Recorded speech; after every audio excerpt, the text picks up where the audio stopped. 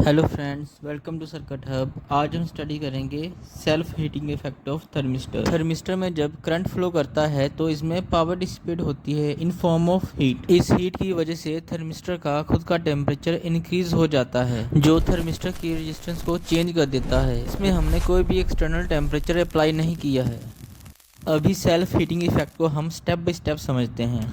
Initial stage पे हमने thermistor पे कोई भी करंट अप्लाई नहीं किया हुआ है। अभी जब हम थर्मिस्टर पे करंट अप्लाई करेंगे तो इसमें पावर डिसिपेट होगी in the form of heat. Heat की वजह से थर्मिस्टर का टेम्परेचर बढ़ जाएगा।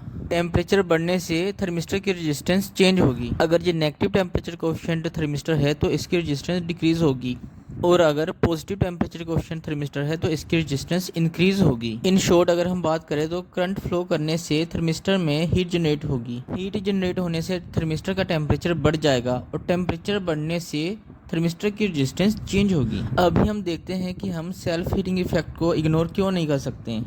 सेल्फ हीटिंग इफेक्ट की वजह से मेजरमेंट में एरर आ सकती है, क्योंकि हमने अभी एम्बिएंट टेम्परेचर अप्लाई ही नहीं किया हुआ कि सेल्फ हीटिंग की वजह से इसका टेम्परेचर इंक्रीज हो जाएगा और रेजिस्टेंस बिना किसी टेम्परेचर अप्लाई किए इंक्रीज हो जाएगी, जिसकी वजह से इसका इफेक्ट सर्किट की एक्यूरेसी पे भी पड़ेगा। सो सेल्फ हीटिंग इफेक्ट को मिनिमाइज करना बहुत ही ज़्यादा ज़रूरी है।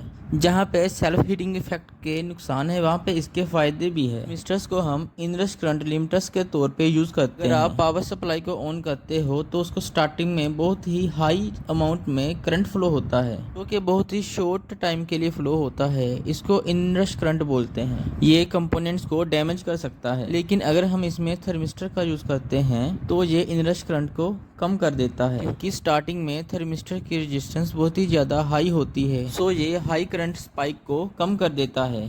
करंट के इंक्रीज होने से थर्मिस्टर की रेजिस्टेंस कम हो जाती है, क्योंकि इसका टेम्परेचर बढ़ जाता है और सर्किट नॉर्मल ऑपरेशन करना स्टार्ट कर देता है। इसी वजह से हम थर्मिस्टर का use self regulating heating elements में करते हैं, जिसकी वजह से हम सर्किट्स की हाई करंट से प्रोटेक्शन कर सकते हैं। सो इन शॉर्ट अगर हम समझे तो जब थर्मिस्टर में करंट फ्लो होगा तो इसमें हीट जनरेट होगी। हीट जनरेट होने से इसका टेम्परेचर बढ़ेगा, और टेम्परेचर बढ़ने से इसकी रेजिस्टेंस चेंज होगी। तो अगर वीडियो अच्छी लगे तो वीडियो को लाइक शेयर एंड कमेंट करें, एंड मेरे चैनल को सब्सक्राइब करें। सो मिलते हैं नेक्स्ट वीडियो में।